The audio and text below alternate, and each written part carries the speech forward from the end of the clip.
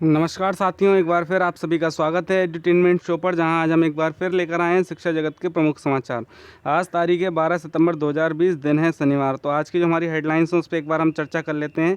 देखिए, 69,000 शिक्षक भर्ती अपडेट के विषय में आज हम चर्चा करेंगे। पीसीएस 2018 का जो परिणाम घोषित हो गया है उसके विषय में चर्चा करेंगे। 49 पुलिस अफसरों के जो तबादले हुए हैं प्रदेश में देर रात, उसके विषय में चर्चा करेंगे। जाने नई शिक्षा नीति से क्या बदलाव होंगे और माननीय प्रधानमंत्री ने क्या कहा नई शिक्षा नीति के विषय में, और इसके साथ ही तमाम देश और दुनिया की अपडेट से आपको रूबरू कराएंगे। तो वीडियो को शुरू करने से पहले अगर आप हमारे चैनल पर नए हैं तो हमारे चैनल को सब्सक्राइब करके बेल आइकन दबा दें, जिससे आने वाली वीडियोज़ का नोटिफिकेशन आपको मिलता रहे। चलिए हम वीडियो को शुरू करते हैं। पहले देखिए, हम बात करेंगे 69,000 शिक्षक भर्ती अपडेट के विषय में। तो कल माननीय हाई कोर्ट में 3 जो है मुद्दे लगे हुए थे। एमआरसी मुद्दा, एनओसी मुद्दा और आंसर की मुद्दा। देखिए, सबसे पहले बात करते हैं एनओसी मुद्दा। एनओसी मुद्दा पे क्या हुआ, जो उनके लर्नेड काउंसिल थे उन्होंने जो है 1 हफ्ते का समय मांगा था और जिसको कोर्ट ने ग्रांट कर दिया। अब इसकी तारीख जो है अगले हफ्ते में कभी भी लगाई जाएगी। तो उम्मीद है 17-18 के आसपास इस मामले को जो है दोबारा कोर्ट में सुना जाएगा। उसके बाद बात करते हैं एमआरसी मुद्दा। देखिए, एमआरसी मुद्दा भी कल कोर्ट में लगा हुआ था, लेकिन इसका जो है नंबर नहीं आ पाया, जिसकी वजह से इसको अगले हफ्ते के लिए रखा गया है। मतलब कल जो है इसकी सुनवाई नहीं हो पाई अधिक केस होने के कारण। अब इस मामले की सुनवाई होने के जो चांस हैं वो अगले हफ्ते के बन रहे हैं। तो अगले हफ्ते में ये मामला लिस्टेड हो सकता है और इस पर बहस हो सकती है। देखिए, तीसरा और सबसे अहम मुद्दा आपका आंसर की मामला। आंसर की मामले के विषय में अगर बात करें तो माननीय जज जो पंकज कुमार जायसवाल जी और करुणेश सिंह पवार जी की बेंच में मामला लगा हुआ था, और उन्होंने जो है पहले पूछा कि जो भाई माननीय सुप्रीम कोर्ट का ऑर्डर आया या नहीं आया। तो जिसका जवाब था नहीं आया, तो जिसके चलते उन्होंने इस मामले में भी अगले हफ्ते की तारीख लगा दी है। तो कहने का मतलब ये है, वो जज साहब ये सुनना और समझना चाहते हैं कि जो ऑर्डर आएगा माननीय सुप्रीम कोर्ट से उसका आधार क्या होगा और किस आधार पे वो ऑर्डर आ रहा है, उसी आधार पर ये जो है बहस को आगे बढ़ाया जाएगा, जिससे उस ऑर्डर और जो लिस्ट है या फिर कह सकते हैं और तमाम सारी चीज़ें हैं वो किसी भी तरीके से प्रभावित ना हो। मान लो अभी कोई दूसरा ऑर्डर आ जाए, वहाँ से कोई दूसरा ऑर्डर आ जाए, तो इससे निश्चित रूप से उसमें जो है अंतर पैदा हो जाएगा, जिसकी वजह से माननीय जज ने जो है अगले हफ्ते के लिए कह दिया है, अगले हफ्ते का समय दे दिया है कि अगर ऑर्डर आ जाता है तो अगले हफ्ते, अगर मान लो ऑर्डर नहीं आता तो निश्चित रूप से तारीख और आगे बढ़ने की उम्मीद है। तो ये थी आपकी 69,000 शिक्षक भर्ती की अपडेट। और इसमें एक वायरल हो रहा है एनसीबीसी का, आपने देखा होगा एनसीबीसी में प्रस्तुत करने के लिए काउंटर, जिसके हिसाब से जो है जो डाटा निकल के आ रहा है वो निश्चित रूप से ये दर्शा रहा है कि एमआरसी का सही तरीके से पालन हुआ है, बिल्कुल सही तरीके से ओवरलैपिंग हुई है।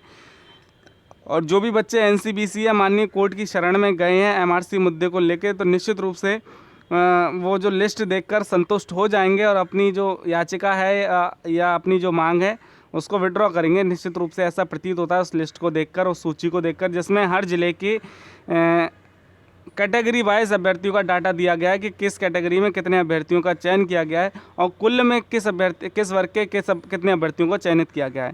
तो लेकिन अभी उस लिस्ट की जो है आधिकारिक पुष्टि नहीं हुई है, इस वजह से जो है हम आपके समक्ष नहीं रख रहे हैं। लेकिन जो आंकड़े हैं वो यही दर्शाते हैं कि हाँ, ये जो आंकड़े सही हैं और एमआरसी का पालन पूरी तरीके से हुआ है। देखिए, ये बहुत बड़ी खबर है। कल जो पीसीएस 2018 का रिजल्ट आया उसमें पानीपत की अनुज अव्वल, गुरुग्राम की संगीता दूसरे, मथुरा की ज्योति तीसरे स्थान पर। अफसर बेटियां पीसीएस में शीर्ष 3 स्थानों पर काबिज। देखिए, उत्तर प्रदेश लोक सेवा आयोग ने शुक्रवार को जारी पीसीएस 2018 के नतीजों में शीर्ष 3 स्थानों पर बेटियों ने परचम लहराया है। इसमें भी शीर्ष 2 स्थानों पर हरियाणा की बेटियां सफल हुई हैं। पानीपत के हूडा की अनुज नेहरा पहले और गुरुग्राम की शांतिनगर की संगीता दूसरे स्थान पर रही हैं। वहीं मथुरा की तुलागढ़ी निवासी ज्योति शर्मा तीसरे स्थान पर रही हैं। मेरिट में चौथे स्थान पर जालौन के विपिन कुमार सिवारे और 5वें स्थान पर निरखपुर पटना के करमबीर केशव रहे। करमबीर इससे पहले भारतीय वन सेवा के लिए चयनित हो चुके हैं। यूपीएससी ने पहली बार पीसीएस परीक्षा संघ लोक सेवा आयोग की तर्ज पर कराई। कुल 988 पदों के लिए विज्ञापन जारी हुआ। अंतिम रूप से 976 अभ्यर्थियों को ही सफल घोषित किया गया। तो निश्चित रूप से जो अभ्यर्थी जिसमें प्रतिभाग किया और जो सफल हो गए उन सभी को हार्दिक बधाइयाँ, और जो किन्हीं कारणों से असफल हो गए वो और मेहनत के साथ अगली परीक्षा दें और निश्चित रूप से उन्हें सफलता मिलेगी। लेकिन इसमें क्या है, कोर्ट के निर्णय के अधीन रहेगा परिणाम। यूपीएससी ने कहा, अंतिम परिणाम उत्तर प्रदेश सरकार की ओर से हाईकोर्ट में दायर विशेष अपील और रिट याचिका प्रशांत सिंह बनाम उत्तर प्रदेश व अन्य के संदर्भ में पारित होने वाले अंतिम निर्णय के अधीन रहेगा। निश्चित रूप से इसमें जो है कुछ कोर्ट केस चल रहे हैं, तो जो इसका परिणाम आ तो गया है, लेकिन ये जो है कोर्ट के आदेश के अधीन रहेगा, ऐसा आयोग ने पहले ही बता दिया है। तो जितने भी इसमें सफल हुए सभी सफल अभ्यर्थियों को बहुत बहुत शुभकामनाएं, और जो अभ्यर्थी असफल रह गए या जो प्रतिभाग करना चाह रहे हैं, इन अभ्यर्थियों से प्रेरणा लेकर परीक्षा में प्रतिभाग कर सकते हैं, निश्चित रूप से उन्हें सफलता मिलेगी। देखिए ये खबर आ रही है, 2012 बैच के दरोगाओं को इंस्पेक्टर बनाने पर निर्णय ले सरकार। इलाहाबाद हाई कोर्ट ने प्रदेश के 2012 बैच के दरोगाओं को इंस्पेक्टर पद पर प्रोन्नत करने के मामले में 6 सप्ताह में निर्णय लेने का निर्देश दिया है। कोर्ट ने डीआईजी स्थापना को निर्देश दिया है कि वे प्रोन्नति के योग्य पाए दरोगाओं की ट्रेनिंग के आदेश 4 सप्ताह के भीतर जारी करें। प्रदेश में कई जिलों में तैनात दरोगाओं ने यह कहते हुए हाईकोर्ट में याचिका दाखिल की थी कि उनके बैच के 300 से अधिक दरोगाओं को इंस्पेक्टर ट्रेनिंग के लिए भेजा गया है। इनमें से कई दरोगा वरिष्ठता सूची में उनसे जूनियर हैं। याचिका का दावा अस्वीकार करने का कोई कारण नहीं बताया गया है। तो देखिए निश्चित रूप से तमाम अभ्यर्थी ऐसे हैं जो असंतुष्ट हैं। उन्हें लगता है कि जो उनसे जूनियर दरोगा हैं जिन्होंने कम सेवा अवधि की है उनको पहले ट्रेनिंग पर भेज दिया गया, मतलब उनको प्रमोशन का पहले अवसर मिल गया। तो निश्चित रूप से उन्होंने कोर्ट का दरवाज़ा खटखटाया और कोर्ट ने 6 सप्ताह के अंदर जो है बोर्ड से जवाब दाखिल करने को कहा है। और ऐसे में जो है अभ्यर्थी हैं, तमाम अभ्यर्थी जो इस सबसे पीड़ित हैं वो जो है कोर्ट की शरण में गए हैं, और आशा नहीं पूरा विश्वास है कोर्ट जो है इन अभ्यर्थियों के साथ न्याय करेगा और इनको भी जो इंस्पेक्टर बनाए जाने पर निर्णय लिया जाना है वो जल्द से जल्द लिया जाएगा। उप अधीक्षक स्तर के 49 पुलिस अफसरों के तबादले। देखिए प्रदेश सरकार ने बृहस्पतिवार रात हुए आईपीएस के तबादलों में आंशिक संशोधन का 3 अफसरों को नई तैनाती दी है। इसके अलावा 49 डीएसपी स्तर के अफसरों का स्थानांतरण किया है। इस क्रम में उन्नाव एसपी पद से हटाए गए रोहन पी कन्हैया को अब सीतापुर स्थित पीएससी की 11वीं वाहिनी का सेनानायक बनाए गए हैं। एटीएस व एसटीएफ के एसएसपी के साथ जीआरपी, इंटेलिजेंस व कई अन्य शाखाओं में कई पद रिक्त चल रहे हैं। जानकारों के अनुसार रिक्त पदों पर तैनाती के लिए प्रस्ताव तैयार किया गया है, किसे अंतिम रूप देकर मुख्यमंत्री योगी आदित्यनाथ के अनुमोदन के लिए रखा जाना है। सनद रहे बृहस्पतिवार रात किए गए तबादलों की सूची में उन्नाव से हटा गया रोहन पी कन्हैया को प्रयागराज पीएससी बतौर कमांडेंट भेजा गया है। तो देखिए तमाम लॉकडाउन के बीच, तमाम जो है उठापटक के बीच जो है 49 डीएसपी स्तर के अधिकारियों का तबादला किया गया है, उन्हें दूसरे शहरों में भेजा गया है। अब उनको जो है रिक्त पदों पर बहाल किया जाएगा या फिर उनको नई तैनाती दी जाएगी, इस पर जो है माननीय योगी आदित्यनाथ जी की मुहर लगनी बाकी है। बढ़ते हैं अगली खबर की तरफ। पीसीएस मेंस आरओ एआरओ प्रारंभिक परीक्षा के प्रवेश पत्र जारी। देखिए उत्तर प्रदेश लोक सेवा आयोग ने शुक्रवार को पीसीएस मेंस 2019 और समीक्षा अधिकारी आरओ एआरओ की 2016 की प्रारंभिक परीक्षा के अभ्यर्थियों के प्रवेश पत्र जारी कर दिए हैं। अभ्यर्थी आयोग की वेबसाइट से प्रवेश पत्र डाउनलोड कर सकते हैं। आरओ एआरओ की परीक्षा 20 सितंबर, पीसीएस 2019 की परीक्षा 22 से 26 सितंबर तक आयोजित की जाएगी।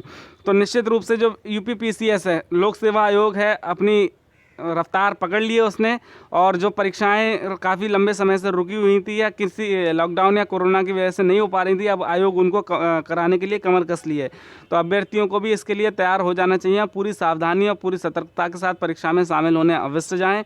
और इसमें देखिए पहले जो 20 सितंबर को आरओ एआरओ 2016 की परीक्षा होनी है उसके एडमिट कार्ड जारी कर दिए गए हैं, और उसके बाद जो है 22 से 26 सितंबर तक पीसीएस मेंस 2019 की परीक्षा होनी है, उसके लिए भी जो है एडमिट कार्ड जारी कर दिए गए हैं। तो ऐसे सभी अभ्यर्थी जो इन परीक्षाओं में प्रतिभाग करने जा रहे हैं, सोशल डिस्टेंसिंग, मास्क, सैनिटाइजर, सभी सावधानी सुरक्षा मानकों का पालन करते हुए परीक्षा में शामिल होने अवश्य जाएँ।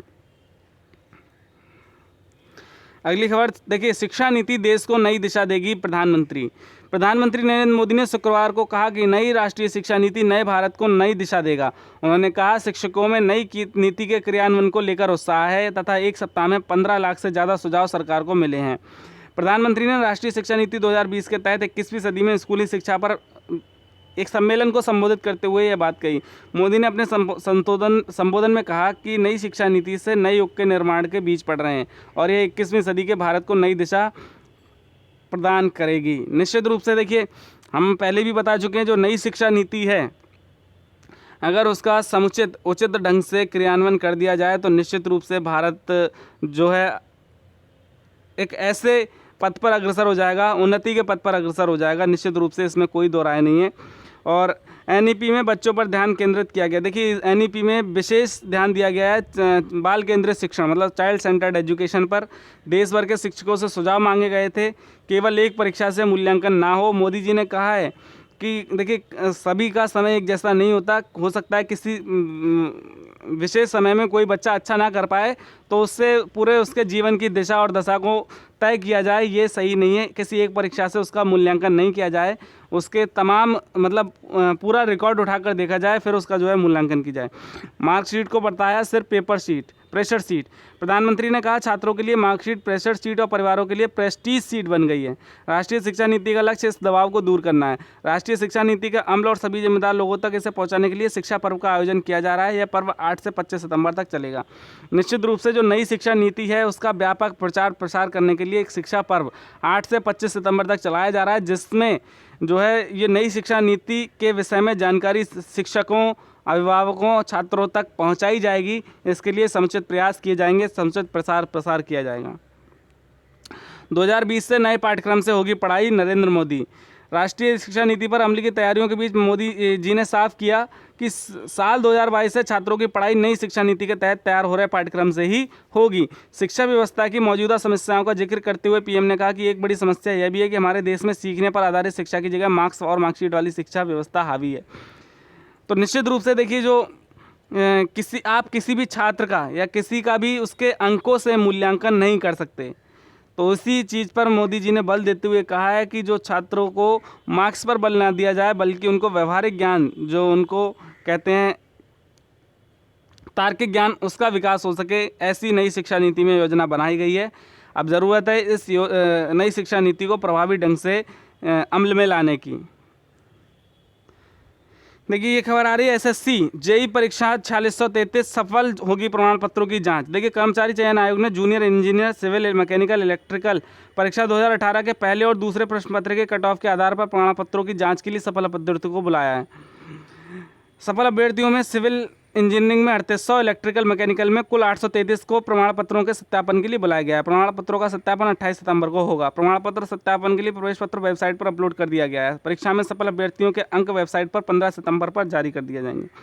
निश्चित रूप से अब सभी आयोग, सभी बोर्ड, सभी भर्ती परीक्षक संस्थाएँ छात्रों के जो डिजिटल विरोध किया गया था उसके बाद सजग हो गई हैं, जाग गई हैं और धीरे परीक्षाओं के नतीजे घोषित कर रही हैं, परीक्षाओं में नियुक्तियां प्रदान कर रही हैं और जो एक प्रोसीजर होता है उसका पालन कर रही हैं। देखिए भर्ती ऐसा नहीं है कि नियुक्ति तुरंत मिल जाएगी, लेकिन हाँ एक प्रोसीजर होता है कि रिजल्ट कराना, परीक्षा कराना, उसके बाद रिजल्ट, फिर उसके बाद डॉक्यूमेंट वेरिफिकेशन, फिजिकल, मेडिकल, फिर ज्वाइनिंग।